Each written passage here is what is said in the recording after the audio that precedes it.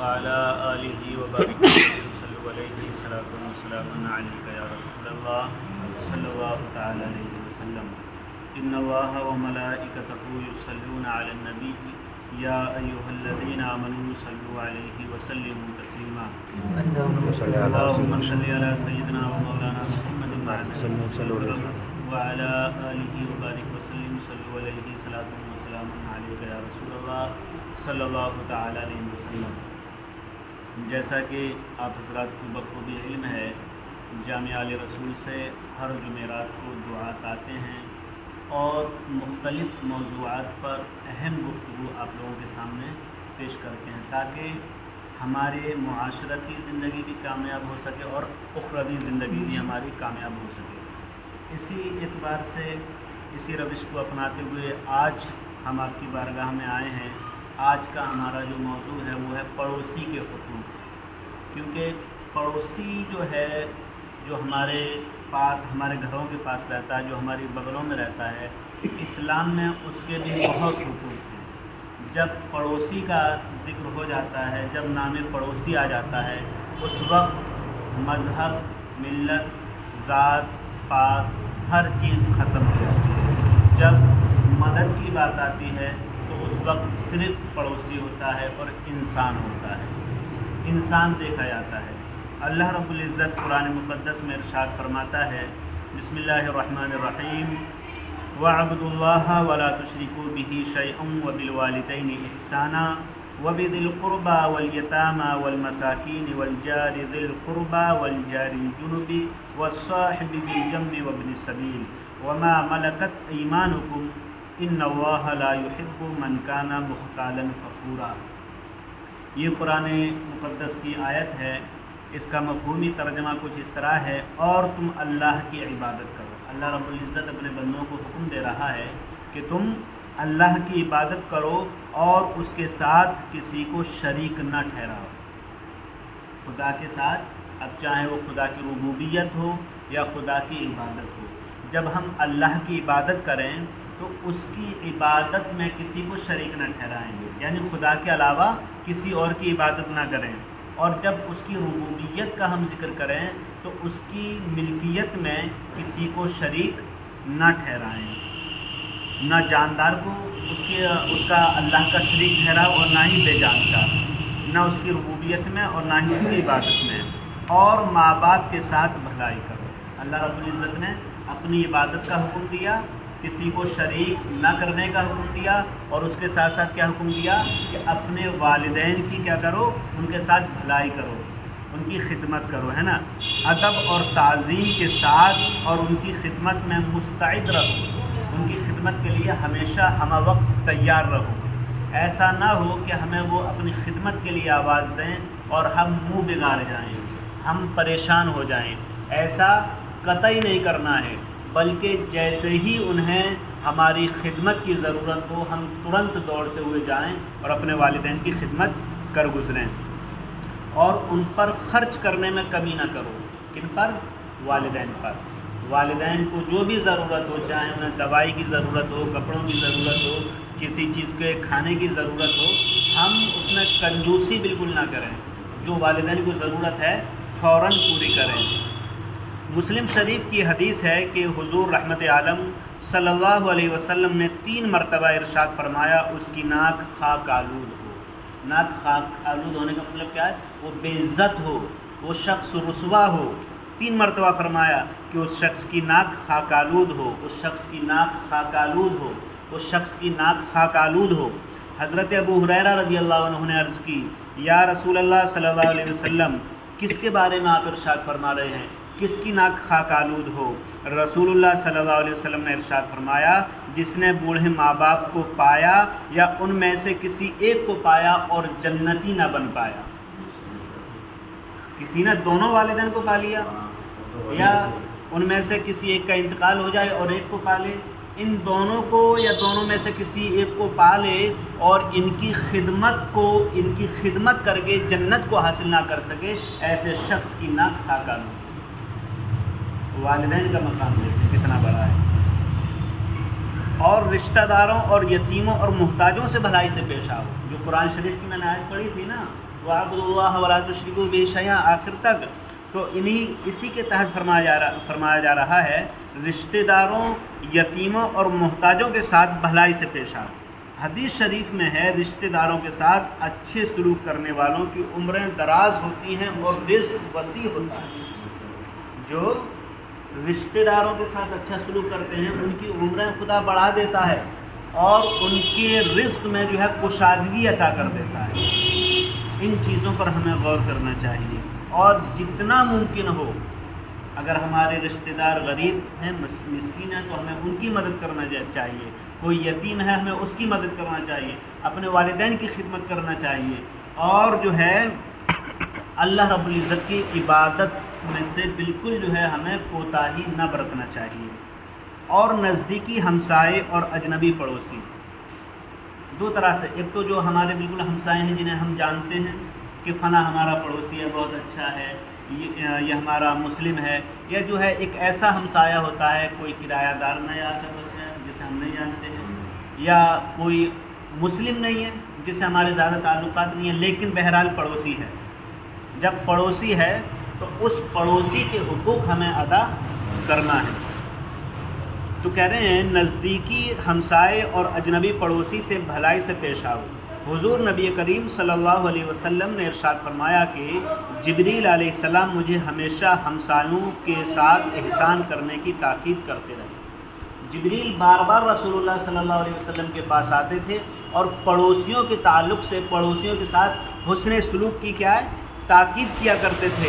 اس حد تک گمان ہوتا تھا کہ کہیں ایسا نہ ہو کہ جبریل پڑوسی کو وارث بنا دے. اب دیکھیے وارث جو ہوتا ہے وہ اپنا خونی رشتہ دار ہوتا ہے. جیسے باپ کا انتقال ہوا تو باپ کے وارث جو ہیں اس کے بیٹے بنیں گے، شوہر کی بیوی بنے گی، بچیاں بنیں گی، یہ لوگ اس کے ماں باپ بنیں گے، یہ لوگ اس کے وارث بنیں گے، پڑوسی نہیں بنے گا. لیکن جبریل علیہ السلام رسول اللہ صلی اللہ علیہ وسلم کے پاس جب آتے تھے تو پڑوسی کے حقوق کے تعلق سے اتنی گفتگو کیا کرتے تھے، اتنی باتیں بتایا کرتے تھے. رسول اللہ صلی اللہ علیہ وسلم ارشاد فرماتے ہیں مجھے ایسا لگتا تھا کہ کہیں جو معاملات اپنے وارث کے ساتھ ہیں وہی معاملات پڑوسی کے ساتھ بھی نہ ہو. تو اتنے حقوق ہیں پڑوسی کے. اور ہم مجلس اور مسافر سے بھلائی سے پیش آؤ. ہم مجلس جو ہمارے ساتھ بیٹھتے ہیں، جن کے ساتھ ہماری اٹھ بیٹھ ہے نا. اب چاہیں تو وہ ایسا بھی ہو سکتا ہے ہم کہیں پڑھتے ہیں تو ہمارے کلاس فیلو ہوں، ہم کہیں کام کرتے ہیں ہمارے کام کے ساتھی ہوں، اور اس طرح سے کوئی بھی معاملہ ہو، ہے نا. ہم مجلس میں یعنی بیوی ہو یا جو صحبت میں رہے، یا رفیق ہم سفر ہو، یا ساتھ پڑھے، یا مجلس و مدرسہ میں برابر بیٹھے، یہ تمام لوگ کیا ہیں ہم مجلس. اور مسافر و مہمان کے بارے میں حدیث شریف میں ہے جو اللہ اور روز قیامت پر ایمان رکھے اسے چاہیے مہمان کی عزت کرے. جو اللہ اور روز قیامت پر ایمان رکھے تو اسے یہ چاہیے کہ وہ مہمان کی تعظیم کرے، اس کی عزت کرے. اور جن کے تم مالک بن چکے ہو ان سے بھی نیکی کیا کرو، یعنی جو ہمارے ماتحت کام کرتے ہیں. کوئی ہمارے یہاں نوکری کر رہا ہے نا، اب کیا ہے ان کے ہم مالک ایک طرح سے بن گئے، ہے نا. اب ان کے ساتھ بھی ہمیں بھلائی سے پیش آنا ہے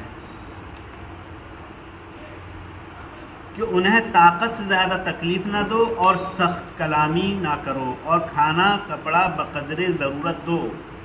جو ہمارے ماتحت کام کر رہے ہیں اب ایسا نہ ہو کہ ہم سوچ لیں ارے یہ تو ہمارا نوکر ہے، کوئی بھاری سے بھاری کام ہم اسے دے دیے اور ہم اس پہ یہ تاؤ دکھائیں کہ ارے فری میں تھوڑی نہ کر رہا ہے، پیسے تو لے رہا ہے نا.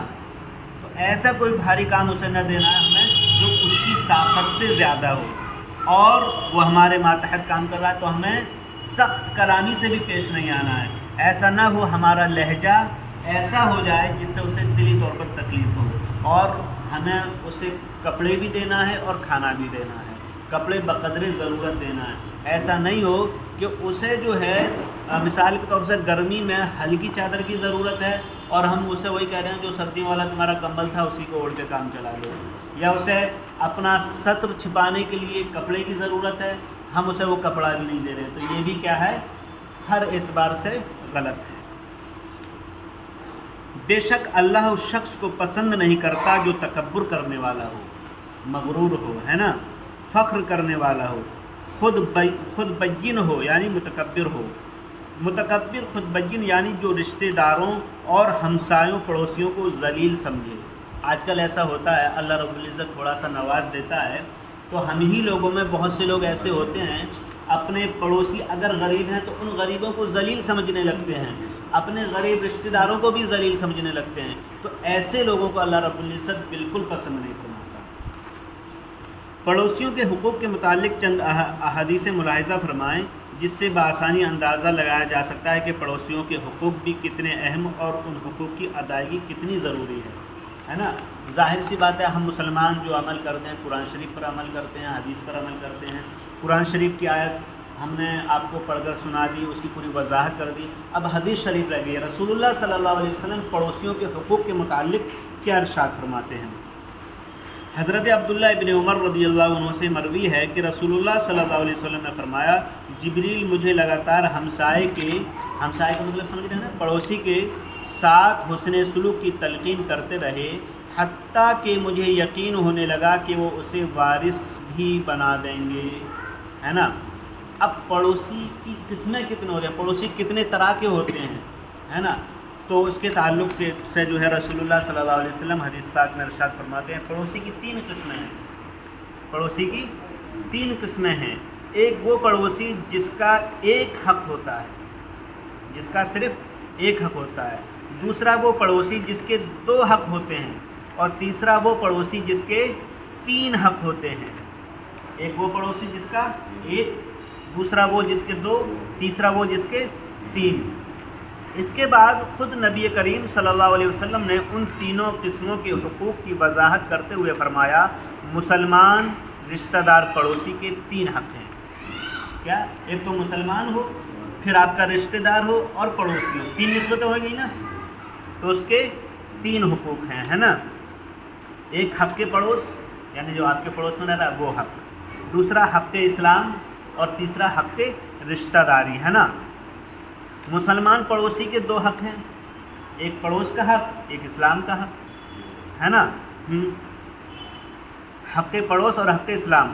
مشرک پڑوسی کے صرف ایک حق ہے، یعنی مسلم نہیں ہے، غیر مسلم ہے، اس پڑوسی کا صرف ایک حق ہے، یعنی وہ مسلمان تو نہیں ہے تو ظاہر سی بات ہے اسلام کا رشتہ نہیں ہے، رشتہ دار بھی ہمارا نہیں ہے تو رشتہ داری کا بھی رشتہ نہیں ہے، رشتہ داری کا بھی حق نہیں ہے۔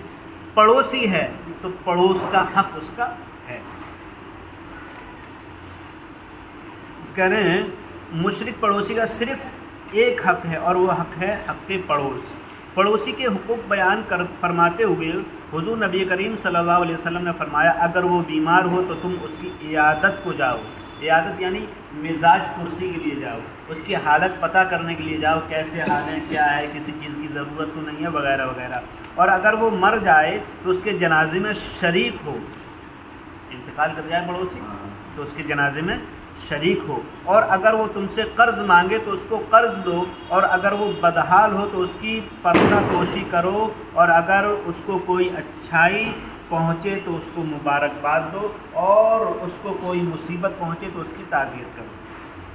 پڑوسی نہیں، نماز جنازہ مشرک کی نہیں، آپ کو جانا۔ ہاں، اگر آپ کا مشرک جو پڑوسی ہے بیمار ہے تو اس کی عیادت پرسی کے لیے جانا ہے، مر جائے تو اسے تسلی دینے کے لیے جانا ہے، لیکن اس کی مذہبی رسومات جو ہیں اس میں نہیں جانا ہے۔ لیکن اگر آپ کا مومن پڑوسی ہے، مسلم پڑوسی ہے، تو کیا ہے، اگر وہ انتقال کر جائے تو اس کے جنازے میں جاؤ، بیمار ہو جائے تو اس کی عیادت پرسی کے لیے جاؤ، اور اگر آپ کا پڑوسی چاہے مومن ہو یا کافر بدحال ہے، حالات صحیح نہیں ہیں، آپ کچھ مدد کر سکتے ہیں تو اس کی مدد کریں۔ دوستوں بالکل، تو دوست کے حقوق ہیں، دوست کے حق کے دوستی، حق صدیق آپ اسے ادا کریں، ہے نا۔ دوست کے بھی حقوق آپ کو ادا کرنا ہے، اس سے بھی ہمارا تعلق ہے نا، تو ہمارا دل کیسے گوارا کرے گا کہ ہم سکون کی زندگی گزاریں اور جس سے ہمارا تعلق ہے وہ کیا ہے، بدحالی کی زندگی گزاریں، ہے نا۔ دوست مومن کی بات کر رہے ہیں نا، تو اس کی مدد تو آپ کو کرنا ہے، لیکن جو مذہبی رسومات ہیں ان سے بہرحال پرہیز کرنا ہے۔ نماز جنازہ میں اس کی نہیں جانا ہے نا۔ ہاں اگر اس کے گھر میں کسی کا انتقال ہو جائے تو اس کے گھر جا کر آپ اس کو ڈھارس بھی بنا سکتے ہیں، بنانا ہے، اسے بتانا ہے کہ بھائی یہ ایک دن تو یہ سب کچھ آنا ہی ہے، صبر کرو وغیرہ وغیرہ، جو بھی آپ کے الفاظ ہوں ان میں آپ کر سکتے ہیں۔ اور اسے خوشی حاصل ہو، اگر آپ کا پڑوسی ہے اسے کوئی خوشی حاصل ہو تو اسے آپ مبارکبادیاں پیش کریں کہ بھائی مبارک ہو، اللہ نے آپ کو اس چیز سے نوازا، اس چیز سے نوازا۔ اور اسے مصیبت پہنچے تو اسے تعزیت پیش کرو، اور اگر وہ مر جائے تو اس کے جنازے میں شرکت کرو، اس کی اجازت کے بغیر کہ اس کے گھر والے سے اونچی عمارت بنا کر اس سے ہوا نہ روکو۔ آپ کا پڑوسی غریب ہے، آپ کے بالکل پڑوس میں رہتا ہے اور آپ کو اللہ نے نوازا ہے، تو اس سے پوچھے بغیر آپ اتنی اونچی عمارت نہ بنا لو کہ اس کے طرف جو کھلی ہوا آئے وہ آپ کی عمارت سے رک جائے۔ آپ تو اپنی حویلی میں عیش و عشرت کی زندگی گزاریں گے، وہ بیچارہ کیا کرے؟ ہاں اگر وہ اجازت دے دے تو بالکل، تب تو ایک خوشی والا معاملہ ہوا ہے نا۔ سالن کی خوشبو سے اسے تکلیف نہ پہنچاؤ، اچھا سالن بناؤ تو یا تو اس کے یہاں پہنچاؤ یا جو ہے اسے اس خوشبو سے تکلیف نہ پہنچاؤ جو اس کا دل مغموم ہو، کاش ہمارے پاس بھی یہ ہوتا۔ صحابہ کرام کا جو ایک ان کا طریقہ تھا وہ یہ تھا، جب اچھے کھانے بنایا کرتے تھے تو ان کھانوں میں شوربہ زیادہ کر لیا کرتے تھے تاکہ اپنے پڑوسی کو وہ شوربہ دیں، تاکہ مل بانٹ کر سب کھا لیں، ہے نا۔ ہاں یہ کہ اسے بھی مٹھی بھر دے دو تو صحیح ہے، ظاہر سی بات اسے دے دیں گے تکلیف نہیں ہوگی اسے، ہے نا، اس کے دل میں یہ خیال نہیں آئے گا کاش اللہ ہمیں بھی دیتا۔ اگر پھل خرید کر لاؤ تو اسے بھی اس میں سے کچھ تحفہ بھیجو، پھل خرید کر لاؤ تو ان فروٹ میں سے بھی اپنے پڑوسی کو کچھ تحفہ بھیجو، اور ایسا نہ کر سکو تو اسے چھپا کر اپنے گھر لاؤ۔